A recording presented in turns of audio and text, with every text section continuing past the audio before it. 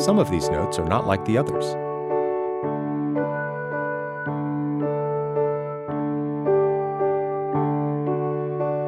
They seem a little out of place. These are non-chord tones, and they are exactly where they need to be.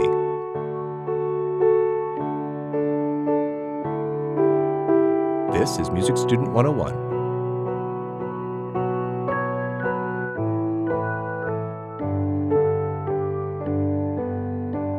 Here are your hosts, Jeremy Burns and Matthew Scott Phillips.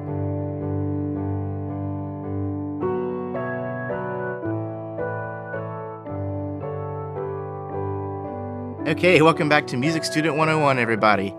So, check it out. We got this listener mail. Jesse from Virginia is a guitarist. And has a question about some sus chords. Right. Because we talked a little bit about chords, but we haven't gotten into these just yet. Yeah, whether sus chords, also known as suspended chords, were considered triads. Well, yeah, here's the question, actually. It's, are sus2 and sus4 chords not considered triads because there is no third? Right. I wasn't sure because they contain 3 notes. Right. Well, and we have responded. Hopefully, that response was satisfactory. The short answer is yes, because those suspended tones in sus2 chords or sus4 chords or whatever, those tones are considered to be something called non-chord tones. Non-chord tones. Yes, and this is what we're going to talk about today. Wonderful. And what you'll see is that non-chord tones, at least in the sort of traditional tonal harmony and also in the way popular music works and things, non-chord tones are sort of subservient to the tones that are part of whatever chord you're playing, right? So I'm making a funny face when you say that. Jeremy's making a funny face. Subservient. So let's start explaining some of this, all right? But no, seriously, it's almost like this is almost a cosmic kind of situation because it's about time. We've been talking about getting into non-chord tones, and then this question comes along.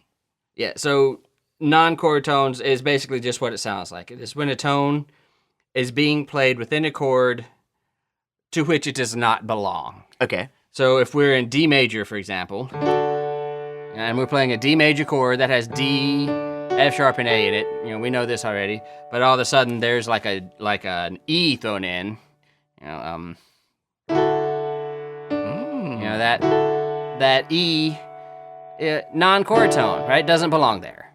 So the basic concept is pretty simple, and you may be asking yourself, how do we get away with this? I thought that, the whole act of playing a D major chord was to be playing D, F sharp, and A, right? What is an E doing in there, or a G is doing in there? Well, those are what we call non-chord tones, and traditionally over the centuries, they have been handled very carefully. So this is concepts that go all the way back into the 1100s at least, when people first started singing different melodies, not just singing one melody all the time. Polyphony? What's that? Polyphony? Polyphony, yeah. Even though we haven't gotten into polyphony yet? Even though we haven't gotten Long story short, more than one note at one time. Yeah, long story short, more than... Yeah, okay. Sorry. Yeah. Classic derail. Classic derail. What was I saying? Oh, yeah. So it goes all the way back that far, and how we treated these and not have our music fall apart, is really what gave birth to a lot of the rules we've already talked about a lot, like no parallel fifths or octaves and things like that, because these tones are really what make music interesting, but they're also sort of rebels in a way, right? Because they don't belong to the chords. So there are consonant non-chord tones, right? And this is just chord tones that create intervals above the lowest note that are consonant with each other. For example, if I'm in D major and I play a B, and this 6, at least in our modern ears, this 6 is considered a consonant, right? Yeah. Like the major 6. Yeah, it's like the major 6. So this is a consonant non-chord tone versus a dissonant non-chord tone, like, for example, that E we played before, where this is considered a dissonant interval. So Versus. Yeah. Kind of stings a little more. Kind of stings, yeah. Yeah, those non-chord tones can spice up a harmonic texture, by Absolutely. adding some variety to it. Mm-hmm. They can also add tension. Tension, yes. They are generally considered dissonant to the chord that they're in, right? Okay. Or they are generally considered dissonant to the chord that's playing with them simultaneously. They're thought of as not belonging in that chord. Alien to the chord. Right. To the triad. Or Yeah, the and subchord. we sort of have to, like I said, deal with that in a way that spices up our music, that doesn't make our harmony fall apart. And that is sort of centered around the idea that these dissonances demand a resolution. So there's sort of a preparation of a dissonance and then a resolution of that dissonance, meaning basically that these non-chord tones have to find their way to a chord tone one way or another, which is what all that jargon means. Okay. Yeah. Well, speaking of jargon, I came across something in my studies that was a little strange to me, and I think it made sense, but I'd love to hear your explanation. Okay. It was saying that non-chord tones are considered to be linear or horizontal rather than harmonic or vertical. Right, yeah. So what that basically means is that this is an aspect of the melodic organization of music. It's sort of connective tissue between chords. It's not really a part of the chord itself. A non-chord tone, by definition, is some tone, some note that happened that's not a part of our chord. And the reason these things happen is because of melodic ideas, right? Yeah. And they can happen while a single chord is going on. Like I can, in which case this is a D major chord, and this G I played is non-chord tone, right, between two chord tones. And that last chord can sometimes change, so right? And but that G was still a passing tone because it was not a part of the chord that was playing at the time that it happened, right? And they're going to have to quote unquote resolve, which means they're going to have to find their way to a chord tone one way or another. I think that this kind of thinking also allows for less cumbersome analysis. Yeah, well, it helps you start thinking about music linearly, melodically, rather than harmonically, as a succession of chords, as a chord progression, which classical music, at least, was really not constructed that way. You mentioned polyphony earlier. Yeah.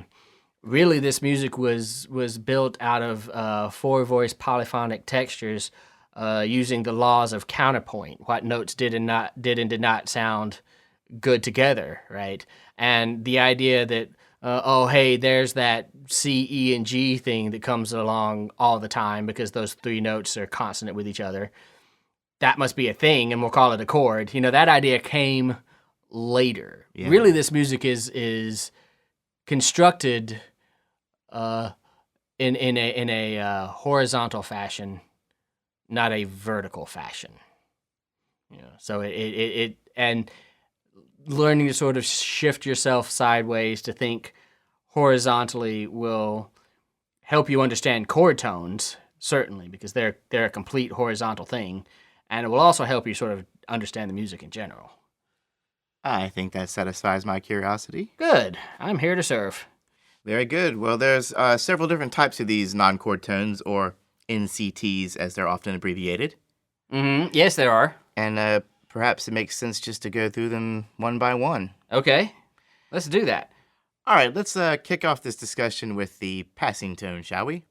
So the passing tone is essentially a dissonant tone that moves between two chord tones. So, for example, if I play D major and then had a little passing tone here going. So what I played there was just F sharp, G to A. Uh-huh. Yeah. So our F sharp is a chord tone if we're playing a D major chord. That's the third. Yes. And then our A, also a chord tone if we're playing a D major chord. Yeah. Fifth. That G in there was a passing tone, which is literally just passing from a chord tone to another chord tone. So passing. Yeah. Passing tone. Passing tone, absolutely. And it seems to be going in the same direction. Yeah. It seems to be going up. It's Yeah, ascending. this is what I played was an ascending passing tone. You can also play a descending. Right, yeah. Okay. And then another passing tone. You know, so you can also see I'm already making little melodies here, right? Yeah. So in this case, the passing tone is filling the space in between two notes that are a third apart. Right. Filling two. You can also fill in the space of two notes that are a fourth apart. But it usually requires two passing tones in a row. So if I went, and I'm playing this A in my soprano voice here, and then D major chord. You know, and what I did was just go from that A, B, C sharp, D, you know, and just had two passing tones in a row. Okay. Totally fine to do that, you know. This could also happen between over a chord change. You could have, you know, sort of, you know. Okay. And it's still, I changed to the 5 chord there, but that motion was still the same, and we would still call that a passing tone because it was dissonant with the chord in which it happened, and then moved by stepwise motion to a resolution to a chord tone. Cool. Yeah. Passing tones. I got a quick little example if you want to hear it. Sure, yeah, let's do it. I call this Lisa in the Sky with Cubic Zirconia.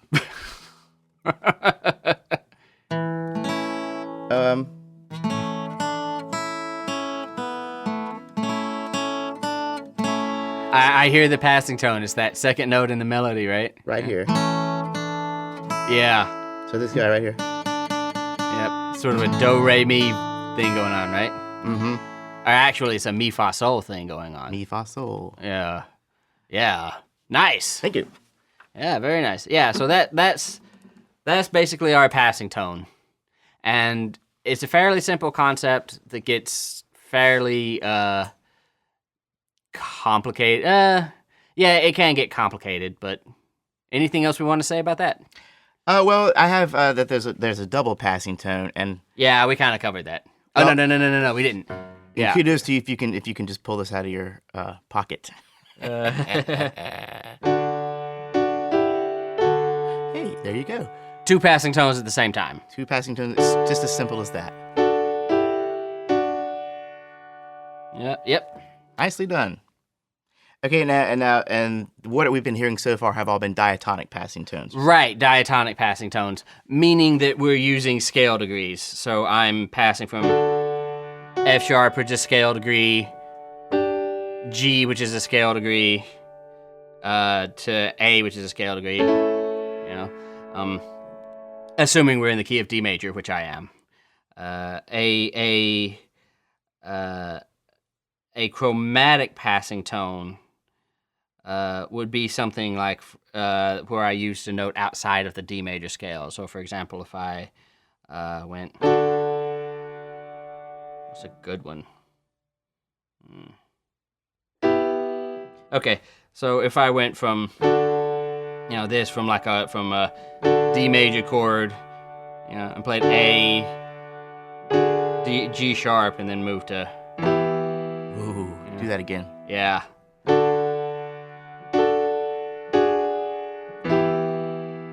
Very cool. Yeah, so that would that G sharp would be considered a chromatic passing tone. Great, because it doesn't belong to the scale of D major. And there's no real limit to the number of passing tones you can have between two chord tones. So I could have just as easily made chromatic passing tones that,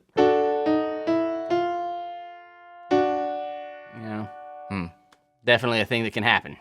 So that's one kind, is the passing tone, which we tend to label PT. Another kind is the neighbor tone, which you'll see labeled as NT or just N sometimes. And this is really simple. All it does is move away from a chord tone and then right back to that original chord tone. To the very same chord tone. Right. So if I'm playing a D major chord, I take this F sharp and I move it down to E, and then I move it back up to the F sharp. Okay, so there's no chord change. There's no chord change. It's just all happening within the same chord. Well, again, even if I changed chords here, still kind of moving from a chord tone down and then back up, right?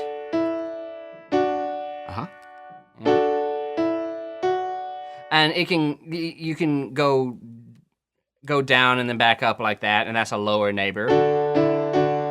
If you went up and back down, that would be an upper neighbor.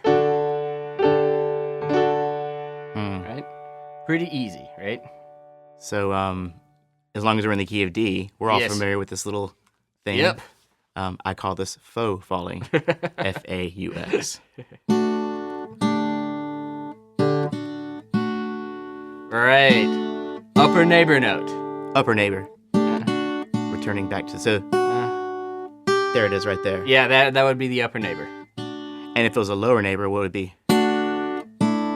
Yep. Lower neighbor. So. Yeah. And these can happen in any voice, we should probably point out. Right. Okay. So the upper neighbor, the lower neighbor, those are actually pretty simple concepts. Yeah, I think to see on a page, to play, to we have these things called incomplete neighbors. And those get a little trickier. I think I have a few of those. I might actually be one of those. Have a few incomplete neighbors. Yeah, I think I am the incomplete neighbor in my neighborhood, to be honest. But yeah. So these are neighbor notes that don't resolve. Meaning, they step away from that chord tone like a neighbor note does, but then they don't immediately go back to that chord tone. They go to some other chord tone. Okay. And that sounds really complicated. We have two different types. An escape tone and an appoggiatura. One of my favorite words. Appoggiatura. So an escape tone moves away from the chord tone by a step. So I'm going to take this A, move it up, and then rather than moving it back down to A, it's going to resolve by some kind of leap. So it's going to go, right? So hear it move down to that G instead. Yeah. Yeah. If you wanted to keep it all in the same chord, Okay. That sounds really weird. That almost sounds like an arpeggiation, doesn't it? Sure. And then you could also do things like. Okay, so it could be up or down. Oh yeah. It generally is going to leap in the opposite direction that it stepped. Approach by step and left by leap. Yes. Appoggiatura is. Oh, hey! Before we move on, I also have here that it normally falls on a weak beat. Is that worth mentioning? Yeah, all of these typically fall on weak beats. Mm-hmm. Yeah. When passing tones occur on the strong beat, they are called accented passing tones. Okay. Same thing for neighbor notes. When they occur on the strong beat, they're called accented neighbor notes. Got it. Whereas the more typical unaccented passing tones or neighbor tones, that's just considered a passing tone or neighbor tone because Right. it happens more commonly. Right. Yeah. Perfect. Okay. So the escape tone, like we were saying, is approached by step and left by leap, typically in the opposite direction. Right. Now the appoggiatura leaps away and then steps back. So we will have something that will go.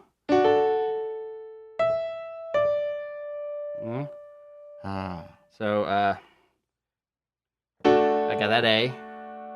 I'm going to leap to a non-chord tone that is then going to resolve by a step. Great. Still on the same chord. Oh, yeah. You can, as always, you can sort of change chords here if you want. Let me see if I do that right. Let's start with this A major chord and say, and then appoggiatura, an accented appoggiatura, because that would have been on a strong beat, right? When I changed the chord. So, oops. So there's my chord tone. Uh-huh. Right? Non-chord tone in the chord that was playing at simultaneously with the chord, right? Then resolving down. So I took my A, I jumped up to E over D major, and then resolved down. So, okay. Yeah. Very nice. Yeah.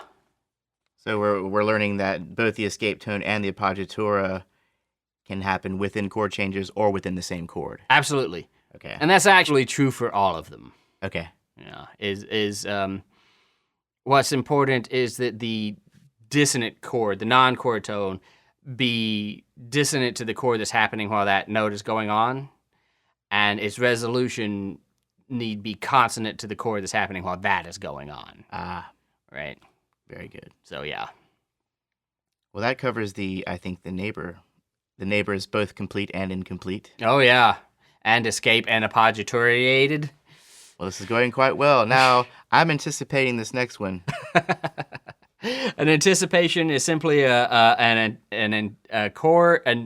non-chord tone that anticipates what will be a chord tone in the next chord. So if I'm moving from D major to G, yeah, if in the course of this D major, I sort of anticipate that with this G note, anticipation. Okay. Yeah, so let's do that again. Okay, so that one note. Yeah, this happens a lot in guitar music where, it's easier to change, one like part of a finger position. It's easier to get one finger in the right position for the next chord before it is to get all of them, right? Oh, so it might have come up from necessity at some point. Yeah. Let's see. It might have. So if I have an A, I'm sorry, if I have a D. Yeah, there you go. So this note right there is the anticipation. Yeah, dissonant to D, but consonant in the A to which you are going. Very cool. Yeah, because that otherwise that would make it like a D9 chord. Yeah. Huh. Yeah. Yeah, Okay. and this is sort of what we mean when we say these things are melodic or linear rather than harmonic or vertical. Right. Because we're not really talking about a D9 chord, are we? We didn't play a D9 chord. We played D major. This is sort of something that's melodic spice, melodic embellishment that's making what we're doing more interesting. So and also the anticipation typically happens on a weak beat, right? Leading into. Typically, yeah. Yeah. As do most of these. As do most of these. Most of these chord tones occur on weak beats, or they will occur on the 8th note on the and, or they will occur on 16th notes. They don't typically occur on. Let's just leave it at that. Well, I mean, it's pretty self-explanatory. The anticipation, It just kind of gives you a little teaser of the chord to come, and then is resolved when that chord comes. Yeah, it gives you a little teaser that the chord would come. Yeah. But at the moment that tease happens, you're having a non-chord tone moment. Yes, you are. A moment of anticipation. A non-chord tone moment. I have a lot of those. Yeah, man. Wonderful stuff. So the anticipation's counterpart, the suspension. Are we ready for this? I think we're ready for this. Because this gets a little more complicated. This is a handful. It sounds like it's just the opposite of an anticipation, right? So instead of anticipating the next chord, you're holding over from the chord before that. So as I play D, F sharp A, D major, move to an A major chord, I'm holding that F sharp, right? And then it's resolution, and it's the resolution and suspension that occurs on weak beats typically. Moves down to that E, which is a chord tone in the A major chord to which I went. So D major chord, A major chord, what we would call an A sus6 chord with an F sharp. Then that F sharp resolves to the chord tone E. So. And I don't know about you, but I just absolutely have to hear. Yeah, thank you. But You're a good man. Okay, so let's see. You're holding a note from the previous chord while all the others move to the following chord. Typically, it's resolved on a weak beat after the rest of the texture. Yeah, typically it's resolved on a weak beat. Okay, now it's my understanding that this non-chord actually has kind of 3 phases to it. This non-chord tone. Right. So there's the preparation. Where the note is played as a chord tone. Everything's cool. Yep. The actual dissonance. Where we have an F sharp in our A chord. Right? And then the resolution, where that F sharp chord resolves to an E. So preparation. Right? Suspension. Resolution. Right. Is that it? Ah, thank you. Which is the resolution of the harmony, not the resolution of the suspension. The grand resolution, the royal resolution. Yeah, just to clear up any misconceptions. The resolution of the suspension happens when that F sharp moves down to the chord tone E. So this sounds easy. Yeah. The thing is, suspensions are dealt with in a very particular way. In the rules of classical harmony, suspensions must resolve down by step. Ah. Yes. And it's one of those rules that come about because to try to do anything else really kind of messes with your harmony and really kind of blows apart what you're trying to do. This goes all the way back to medieval counterpoint, this idea. Okay. But yeah, they must resolve downward by a step. Are we getting into parallel 5th octave territory if we're trying to do otherwise? Or yeah. breaking some of those we are. conventions? Yes, we are. Okay, let's sometimes if it resolves in any other way, it's... Yeah, let's just say that. We're going to be doing bad things if we do otherwise. Bad things. Let's not do bad things. Well, what we're going to do is be leaving dissonances unresolved. So just as, when I created this dissonance... that you wanted to hear me go like that. It's the exact same principle. If I had gone, and that didn't work, right? No. Yeah, and it didn't work because we left that dissonance unresolved. If you do not resolve a suspension down by a step, you are leaving a dissonance unresolved. It was cool, but not very resolving. Right. Yeah. Yeah. Okay. Hey, here's where Matt's gonna be challenged on his my keyboard playing skills. Let's see what I can come up with. Real quick, what I'd like to do is just kind of let them listen to an example of each of the common types of suspensions. Yeah, so there's some pretty common ones. Okay. In fact, there are sort of a limited number of these. Just because hey, we only have 12 notes and 3 notes in a triad, and 3 notes that can be above those 3 notes. So there's a limited number of suspensions that happen. This is fortunate. This is fortunate.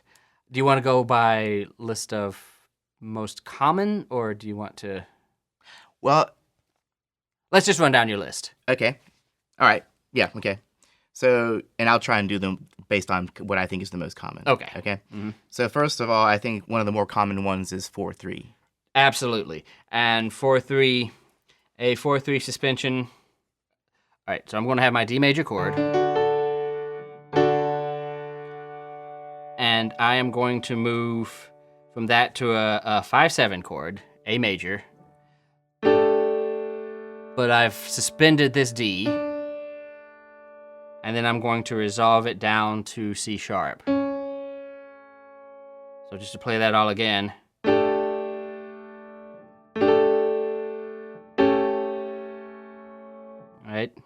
Okay. And what I did was have a suspended note that was a fourth above the bass note. I'm in the A major chord right now. Resolving down to the chord tone that is a third above the bass note. Okay. So 4 to 3. So, and it really didn't matter what chord I was. I could have started this on a 6 chord. Yeah. What matters is when I suspended that D.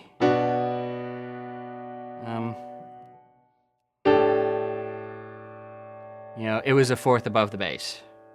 Yep. That's exactly what I wanted to hear. Yeah. The resolution. Yeah. So we're talking about intervals above the bass in the way we name these, because this is actually what 4/3 is doing. That's the figured bass. It's describing what the intervals above the bass are doing. Okay, so just so I understand this, we're in the key of D. We're saying 4/3. We're not talking specifically about a G going to an F sharp. No. We're not talking about scale degrees. Okay. And we're not talking about chord tones exactly either. What we're talking about is intervals above the bass. We prepared the note with just a note that was a chord tone. Yep. When we moved to A, the suspension became a note that was a fourth above our bass note. Haha. Which then resolved to the note that was a third above our bass note. And of course, the third above our bass note is our chord tone. So that's our resolution. Good clarification. Cool. Yes. Okay, so that's 4/3. That's pretty common, okay? 4/3, very common. Very, very common. 4/3, just as a side, that's the fa mi thing. So you see this in resolutions all the time, where you're at the end of pieces of music, where you're...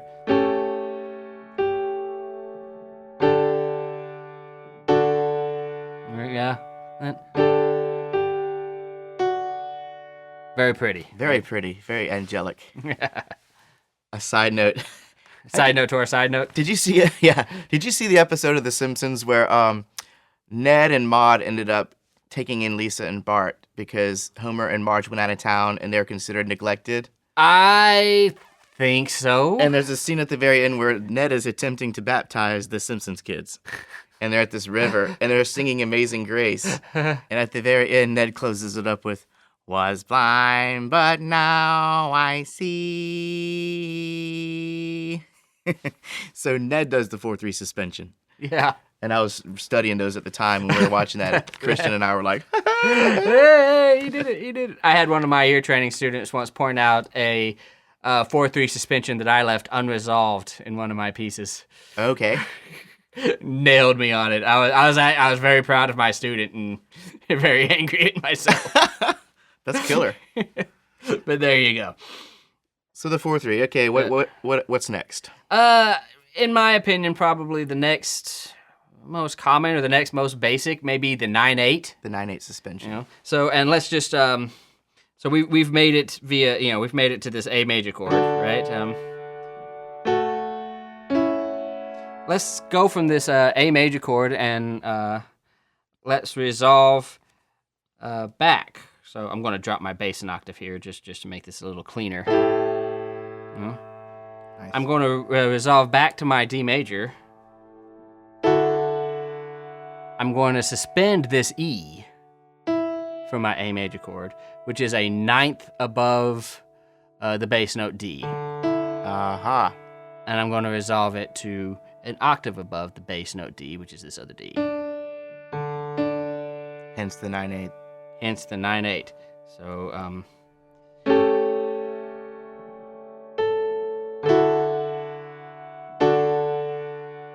lovely.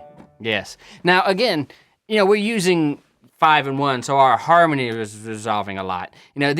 All of these chord tones happen in any chord whatsoever, right? So you don't have to have a 5 and a 1 to have a 9/8 suspension or a 4/3 suspension. They happen in any chord. Okay. So we might be on a 2 chord that resolves to a 6 and has a 9/8 suspension resolving that 6. That 6 is going to want to go on and resolve into other places and get back to 1, right? See our Circle of Fifths episode if you have to.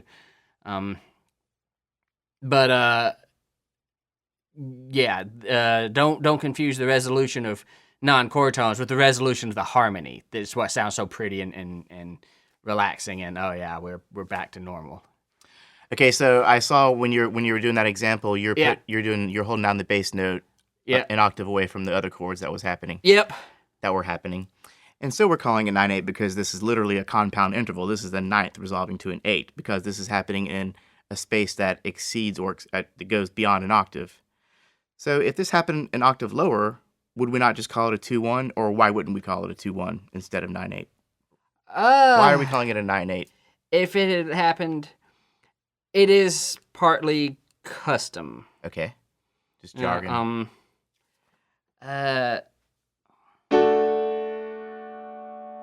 If we had,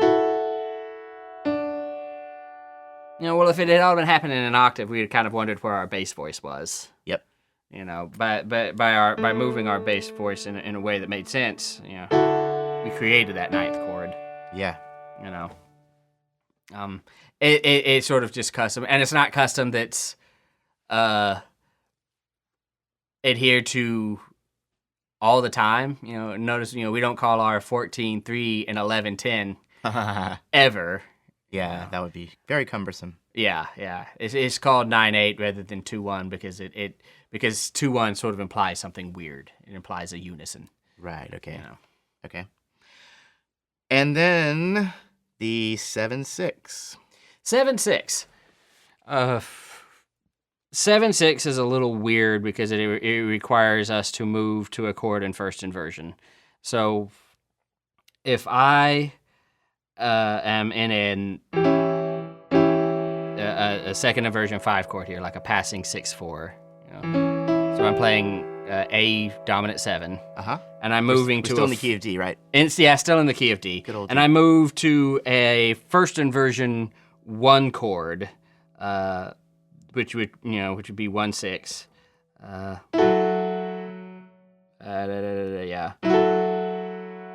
And in doing so, suspend this E, which is a seventh away from the F sharp, which is in the bass, and then resolve it down. We have a 7/6 suspension, right? So.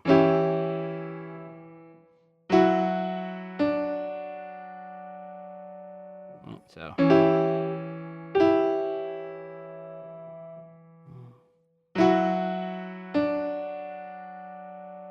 nice, huh? Yeah, very nice. Yeah, and just not super common. Yeah, but it does happen. And again, just to reiterate, if we haven't driven this home already, the numbers we're referring to 4/3, 9/8. These are the intervals above the bass. The bass. This is not about scale steps or scale degrees. Right, yeah. Very good, very good. Intervals above the bass. Okay, let's what's next? I have here the 2/3. Yeah, 2/3. 2/3 happens when the motion is in the bass.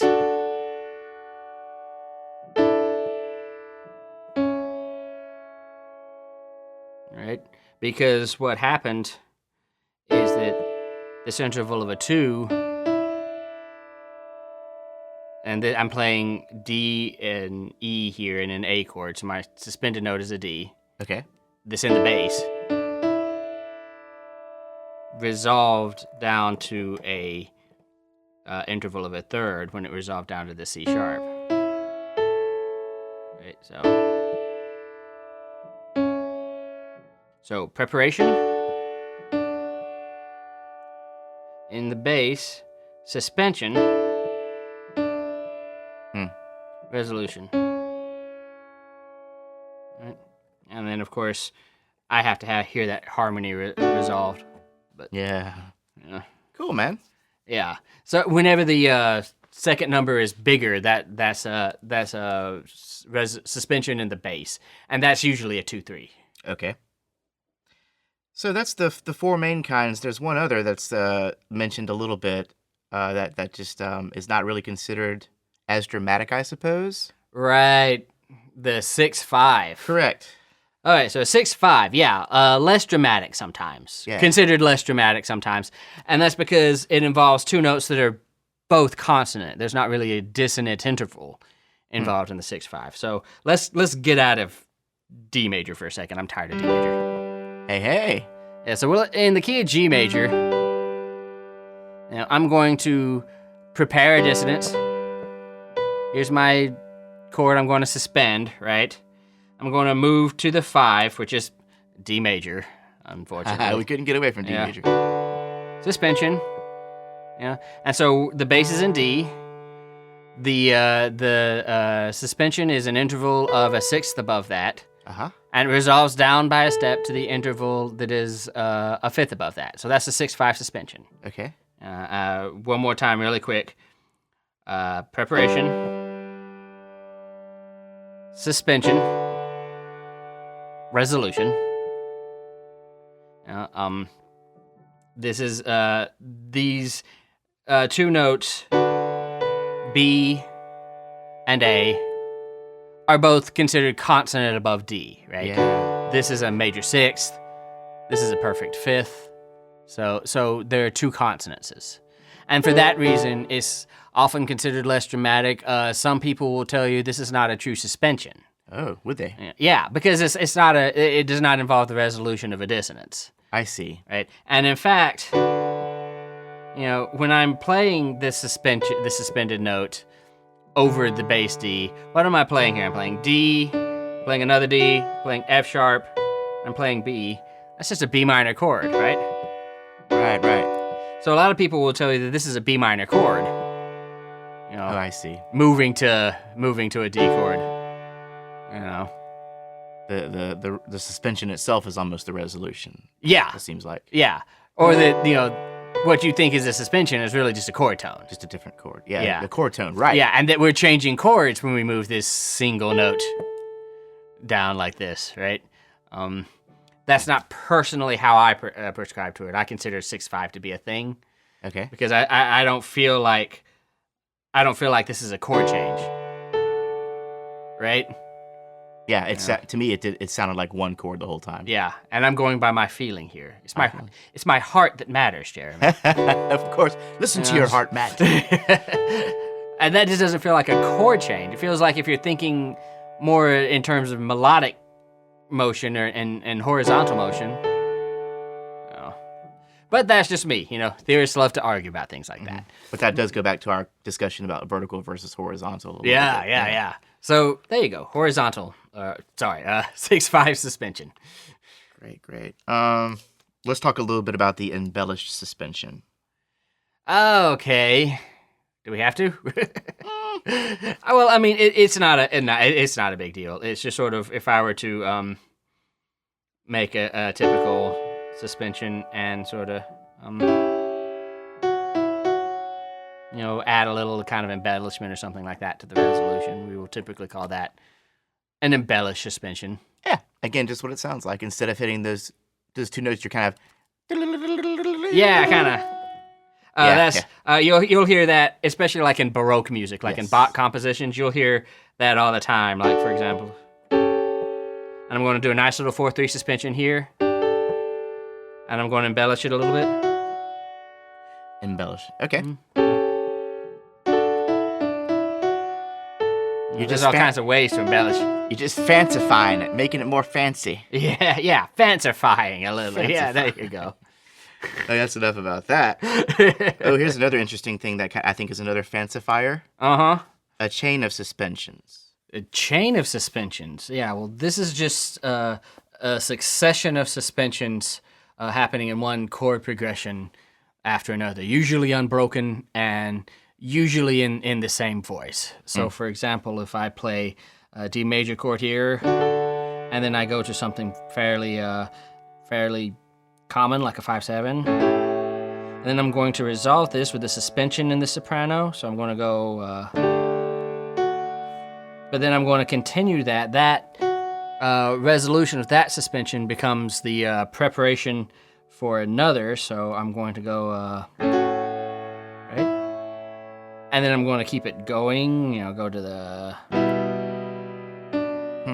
And these are just suspensions and resolutions in every chord, right? Consecutive. One after the other? Yeah, just one after the other suspensions. The resolution of a suspension becomes the preparation for the next suspension, which is then resolved, and that resolution becomes the preparation for another one, etc., etc. Very nice. Can you play that one more time, just by itself? Yeah, one more time. So without me talking over it. See if y'all can hear the suspensions. Right. So D major, and we're going to go to 5/7. All right. So.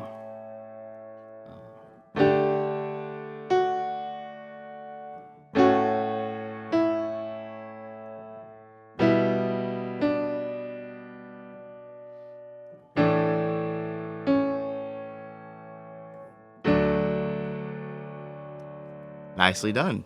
Oh, thank you. Resolution of the last suspension becomes the preparation for the next one, which is a fancy music way of saying it's just one suspension after another. More good old fancification. Fancification. We like fancification. We're academics. Yes, we do, and yes, we are. Okay, so the next one coming up is the retardation. Now, what exactly is that? What it is a suspension that resolves the wrong way. Yeah, that's funny. Yeah, it's a suspension that resolves up. So imagine,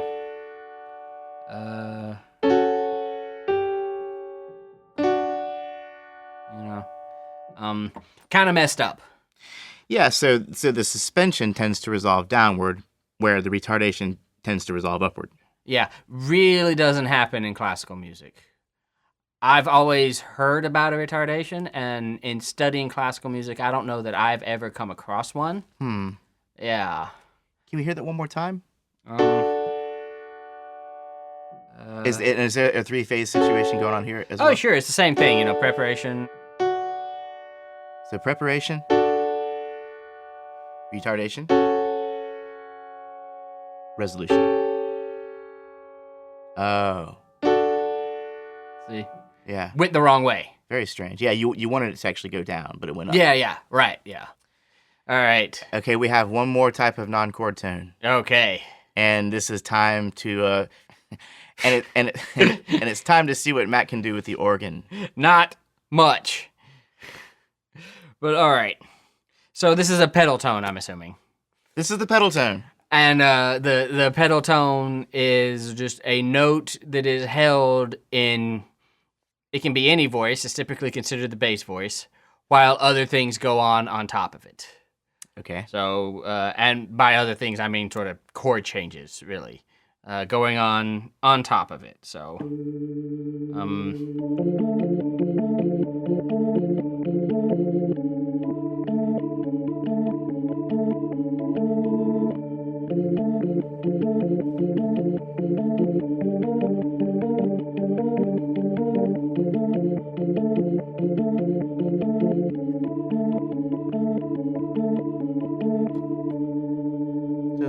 You're playing this note right here. Yeah, and the whole time I was holding that note. While everything else is going on around it. Yes, chord exactly. changes and melodies and so forth. Yep, yeah. Actually goes back to before the organ was even invented. But really?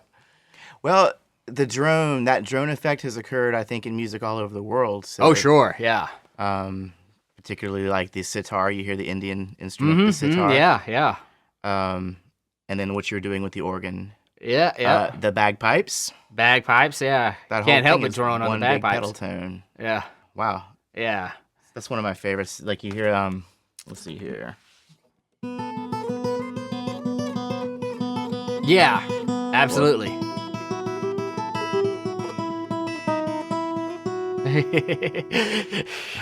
I'm not going to finish that.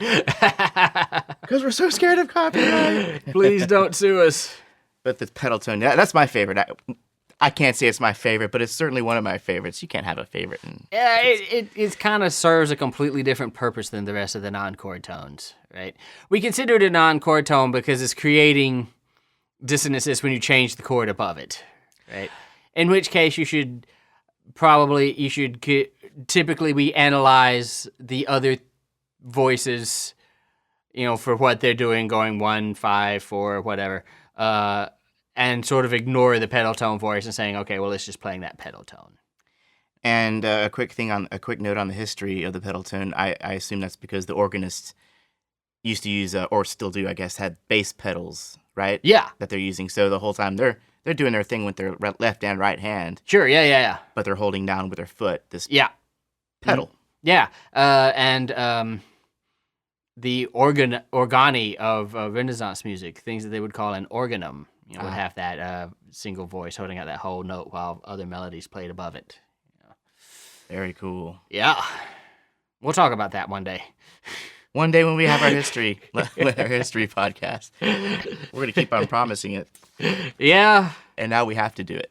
It's our fear of being sued for copyright. Yeah, this is the real issue. We're working on that. We're working on it. Because the last thing I want to do is have to take a podcast down after I put it up. Oh, God, have someone tell me to cease and desist. Man. Oh, God, yeah. And that's all they can do. They're going to get zero money out of us. We're poor and are not making anything to do off of this. So. Yeah. Well, man, I think that covers all of the non-chord tones. Excellent, yeah.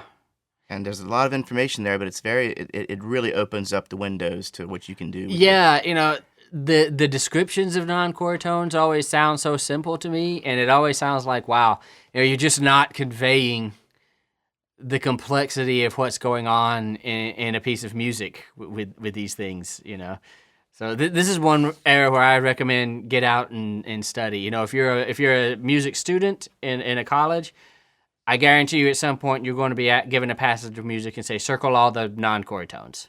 Mm-hmm. Yeah. Which, in fact, you're going to get very used to doing that. If you're not one of those people, get out your favorite piece of music and try to identify what you may think may be a passing tone or a neighbor tone or something like that, and just start to appreciate how many of these things there are and how much dimension they give to your music. And at the very least, you can look at a sus2 chord and actually know what's going on now. Yeah, you could actually look at a sus2 chord, sus2 meaning, there's a 2 above the bass, right? Right on. Which in classical we would call that a 9/8 suspension probably, but you get the idea. Yeah. A quick review, shall we? Shall we indeed? Okay, so non-chord tone. And the cool thing is most of these things are exactly what they sound like. Yeah. We're not trying to confuse anybody this time. Not this time. Non-chord tone, tone being played that is alien to the chord itself. Alien to the chord played simultaneously with it, yes. The passing tone. A passing tone moves between 2 chord tones, passes between them, either ascending or descending, but is itself a dissonant note. Correct. And it goes in the same direction it was coming from. Yeah, right. So, yeah. And typically this is filling in the space between two notes that are a third apart.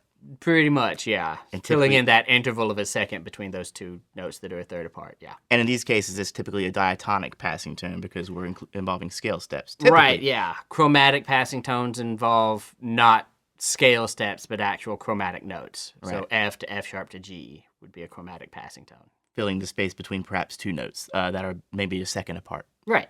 Okay. Good enough for that, huh? Yep. And of course, you have accented passing tones. Right. Which tend to land on the downbeat. Well, yeah, which the passing note is the downbeat. That's what we call an accented passing tone. But it's so much less common than the typical passing tone, it has to be given a title, accented passing tone. Yeah. Okay. Next, the neighbor note, or the neighbor tone. Notes. Yeah, just move away from a chord tone and move back. They can move up by a step and move directly back, which is an upper neighbor. They can move down by a step and move directly back, which is a lower neighbor. On the topic of neighbors, you have your complete neighbors and your not so complete neighbors. Right.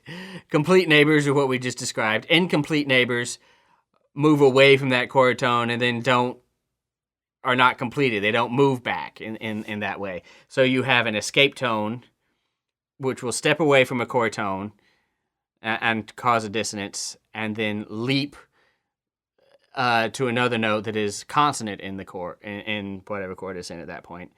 And then its opposite is an appoggiatura, which will leap away and then step back into a resolution. Right.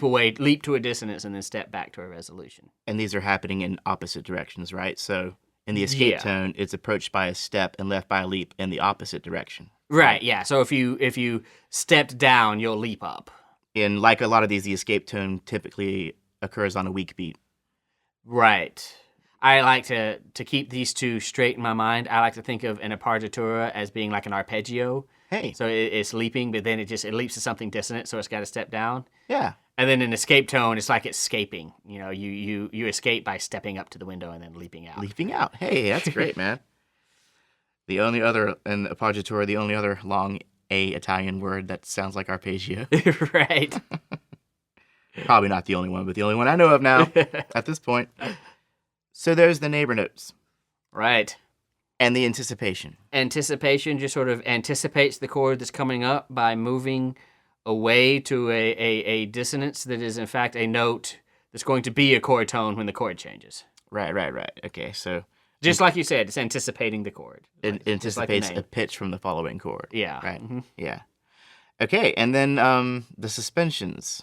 The suspension is kind of the most complicated one. And nominally, it is holding a note over from the last chord when the chord changes, and then resolving that held over note.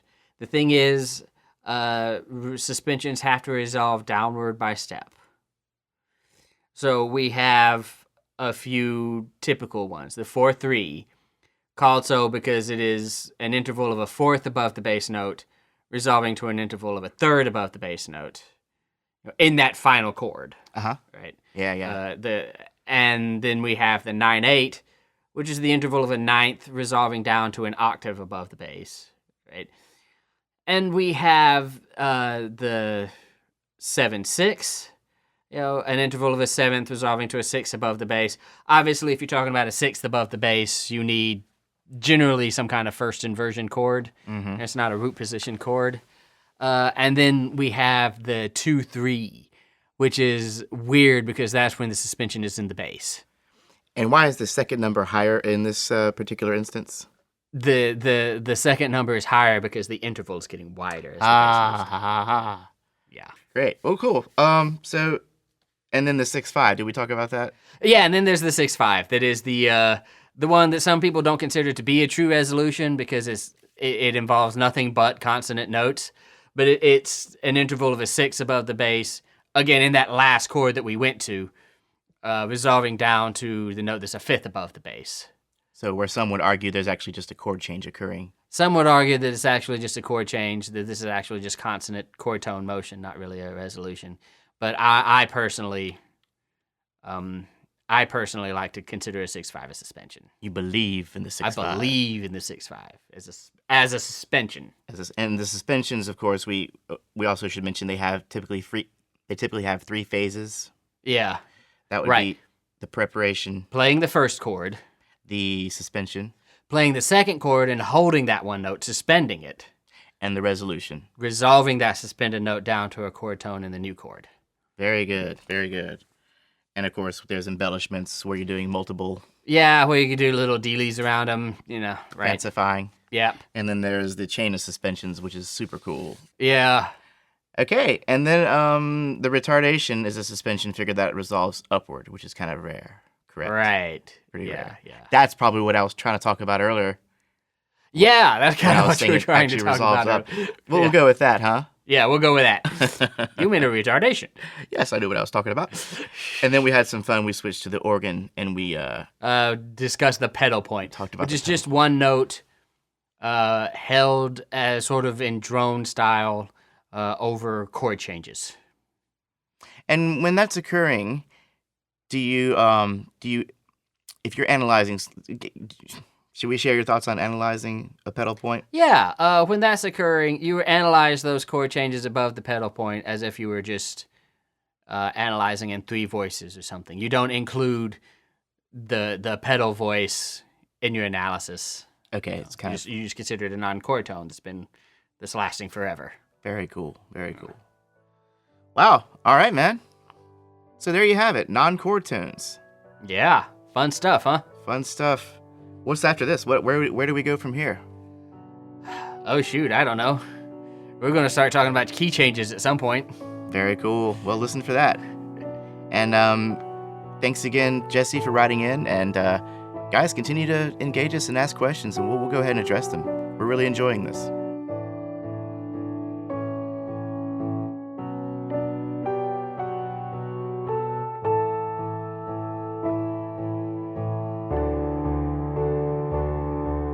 Thanks again for listening.